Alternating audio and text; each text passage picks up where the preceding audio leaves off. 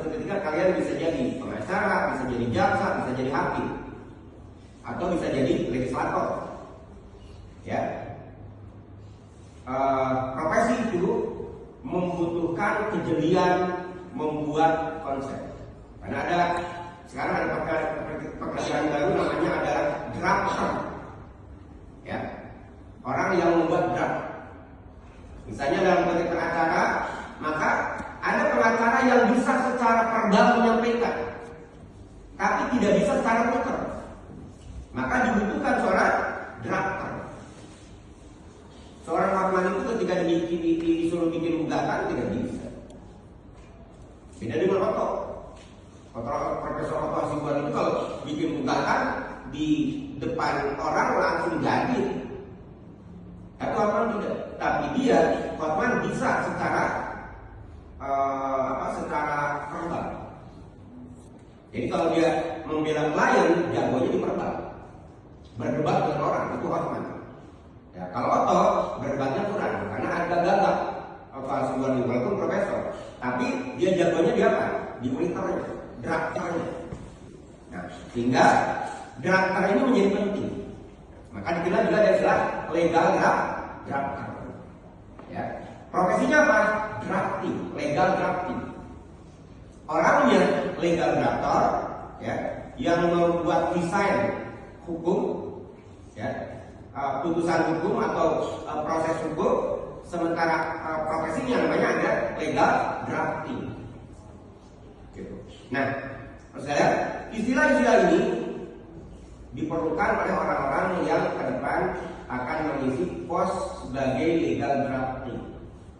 Pastikan istilah legi, perpres, perda, perda provinsi, perda kabupaten, perda kota, ketika itu sesuai dengan peraturan perundang-undangan yang ada pada saat itu, maka itu dikategorikan peraturan yang berkategori legi. Jadi ada dua objektif.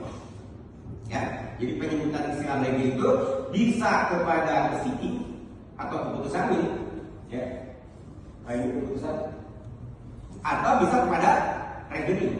Regeling itu adalah peraturan yang ada. Nah, itu regeling. Jadi objektif bisa dua.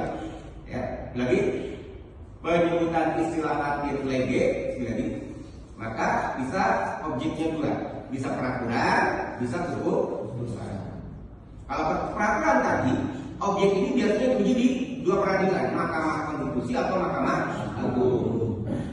Ya, tapi sejauh peraturan sesuai dengan aturan yang berlaku pada saat ini, maka itu dikatakan aturan yang berdimensi. Jadi istilah lege itu bisa diterapkan dalam peraturan yang sesuai dengan peraturan perundang-undangan pada saat ini. Atau orang mengatakan apa? Gasolin. Gitu. Ya. Yang kedua, keputusan atau sitting. Ya, yang sesuai dengan peraturan perundang-undangan yang akan jadi pada saat ini juga disebut lege. Jadi ada dua objek daripada istilah lege dalam konteks penyebutan hukum. Jadi kalau kalian, ini basic sekali sebetulnya, ya, yang perlu kalian ketahui, karena kalau pengantar ilmu hukum itu hal-hal yang sifatnya basic. Bisa jadi nanti yang akan datang tidak akan ada mata kuliah lagi yang mengajar tentang istilah-istilah basic dalam konteks penyebutan hukum.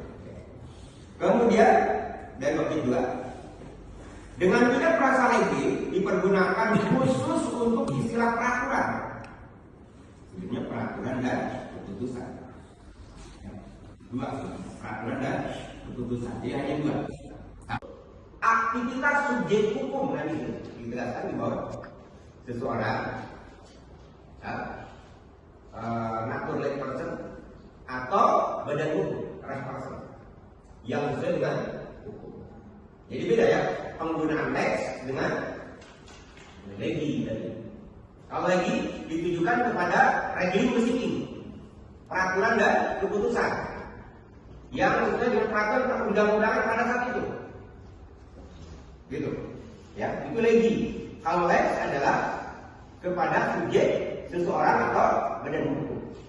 Jadi kalau jadi pengacara, pastikan Anda mempergunakan istilah ini, jangan sampai lex dipakai untuk lembaga, lex dipakai untuk aturan, sementara legi dipakai untuk perorangan. Lalu nantinya. Ya, jadi pastikan istilah legi adanya dia tadi di keputusan dan